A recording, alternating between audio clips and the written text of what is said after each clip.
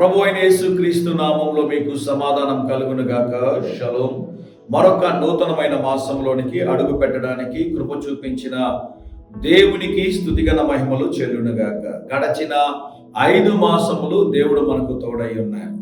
దేవుడు మనకి తోడై ఉండి మన ప్రతి అవసరతను సంధించి దేవుడు మనల్ని సజీవుల లెక్కలో ఉంచి మరొక నూతనమైన మాసంలోనికి ప్రవేశించడానికి దేవుడు మనకి కృప చూపించున్నారు. అందును బట్టి ఈ ఉదయకాల సమయంలో మనమందరం కూడా కొంచెం సమయం ప్రభు సన్నిధిలో కనిపెట్టి ప్రభువుకి కృతజ్ఞతాస్తుతులు చెల్లించాలి అని దేవుని సేవకుడిగా ప్రేమపూర్వకంగా మీ అందరికీ కూడా నా తరపు నుండి, షాలోం పరిచర్యల తరపు నుండి, మా కుటుంబం తరపు నుండి మీకు విన్నపం చేస్తూ మీకు శుభములు తెలియజేస్తా ఉన్నాను.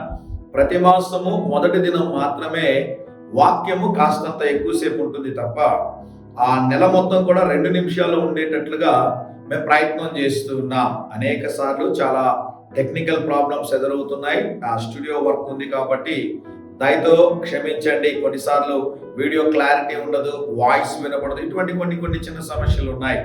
వాటి కొరకు మేము ప్రార్థిస్తున్నాం. చాలా వస్తువులు ఆ స్టూడియోకు అవసరం ఉన్నాయి, వాటిలన్నిటి కూడా కొంటూ ఉన్నాం. మీలో చాలా మంది ప్రేరేపించబడి సహాయం చేస్తున్నారు కనుక మీరు చేస్తున్నటువంటి సహాయాన్ని బట్టి పరిచర్యకి కొత్త ఇన్స్ట్రుమెంట్స్ కొనడానికి దేవుడు మాకు సహాయం చేస్తున్నారు మీ ద్వారా. అందును బట్టి మీకును దేవునికి కృతజ్ఞతాస్తుతులు చెల్లిస్తూ ఉన్నాం. రాబో దినములు ఇంకా దేవుని యొక్క వాక్యాన్ని బలముగా అందించాలని ఆశపడుతున్నాం. మీరందరూ కూడా దాని కొరకు మాతో పాటు సహకరించండి. ఆర్థికంగా సహాయం చేయవలసిందిగా దేవుని సేవకుడిగా మీకు మనవి చేస్తూ ఉన్నాం. మరి ఫోన్ పే నెంబర్ కానివ్వండి, గూగుల్ పే నెంబర్ కూడా ఉన్నాయి. మీరు వాటిని యూజ్ చేసి కూడా మా యొక్క పరిచర్య కొరకు సహాయము చేయొచ్చని దేవుని సేవకుడిగా మీకు జ్ఞాపకం చేస్తూ ఉన్నాను. మీలో చాలా మంది ఈ వీడియోస్ని అనేకులకి షేర్ చేస్తూ ఉన్నారు. కేవలం క్రైస్తవులు మాత్రమే కాదు, అన్యులు సైతం వాక్యాన్ని విని ఆశీర్వదించబడుతూ ఉన్నారు. విదేశాల్లో అనేక మంది 2 నిమిషాల సందేశం చూస్తూ ఉన్నారు. వారందరికీ కూడా ప్రభునామంలో శుభములు తెలియజేస్తున్నాను. మీరు చేస్తున్న కార్యం ఏంటో తెలుసా? మాతో పాటు కలిసి ఈ పరిచర్యలో మీరు కూడా దేవుని యొక్క సేవను చేస్తూ ఉన్నారో దేవుడు మీ పైన మెండైన దీవెనలు కుమ్మరిస్తారు అని దేవుని సేవకుడిగా తెలియజేస్తూ ఉన్నాను. అండమాన్ నికోబార్ ప్రాంతానికి కుటుంబంగా రావడానికి దేవుడు సహాయం చేశారు. మరి ఈ ప్రాంతంలో దేవుని యొక్క పరిచర్య చేయబోతున్నాం. మరి నేను 4వసారి అండమాన్ నికోబార్ ప్రాంతానికి రావడానికి దేవుడు సహాయం చేశాడు. అండమాన్ నికోబార్ ప్రాంతంలో మన చుట్టుపక్కల చూసినట్లయితే దాదాపు 500 ఐలాండ్స్ ఉన్నాయండి. చిన్న దీవులు ఉన్నాయి. మరి ఈ సమయంలో మేము కుటుంబంగా మరి అండమాన్ ప్రాంతంలో దేవుని పరిచర్య కొరకు వచ్చినాం. మా పరిచర్య కొరకు మీరు ప్రార్థన చేయాల్సిందిగా మనవి చేస్తూ ఉన్నాను. మీలో చాలా మందికి ఈ విషయం తెలిసే ఉంటుంది.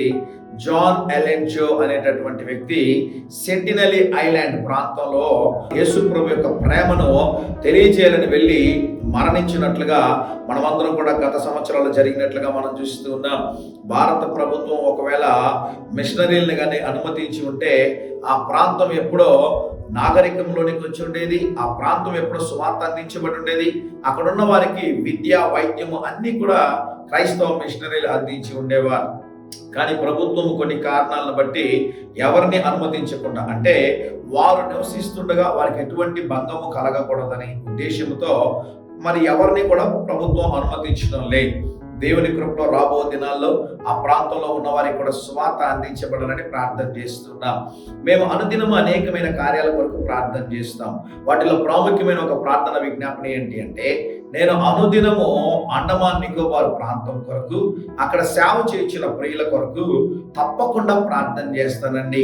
అండమాన్, సెంటినలీ ఐలాండ్స్, అక్కడ చుట్టుపక్కల ఉన్న ఐలాండ్లో ఉన్నటువంటి వారందరూ కూడా రక్షణ అనుభవంలోనికి రావాలి, యేసు ప్రభుని సొంత రక్షకుడుగా అంగీకరించాలని మేము ఆశపడుతూ ఉన్నాం. ఈ అండమాన్ ప్రయాణంలో నేను 4వసారి రావడం, ఈ ప్రయాణం కొరకు ప్రార్థన చేయండి. మరి మేము ప్రయాణం చేస్తున్న సమయంలో మరి విమానంలో అనేక గంటలు ప్రయాణం చేస్తూ ఈ ప్రాంతానికి వచ్చాం. సముద్రం మీద చాలా సమయం ప్రయాణం ఉంటుంది.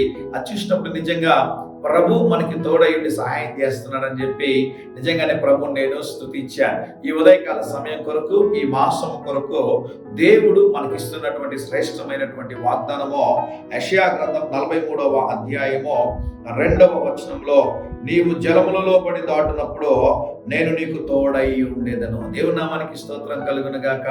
మనం ఏ ప్రదేశానికి వెళ్ళినా, మనం ఏ ప్రాంతానికి వెళ్ళినా, మనం ఏ స్థితిలో ఉన్నా, మనం ఏ పరిస్థితిలో ఉన్నా, మనల్ని నిత్యము విడువక ఎడబాయక నడిపించేటటువంటి దేవుడు ఎవరైనా ఉన్నారు అంటే అది ప్రభు అయిన యేసు క్రీస్తు వారనే ఉదయకాల సమయంలో మరొకసారి మీకు రూఢిగా తెలియపరుస్తా ఉన్నాను.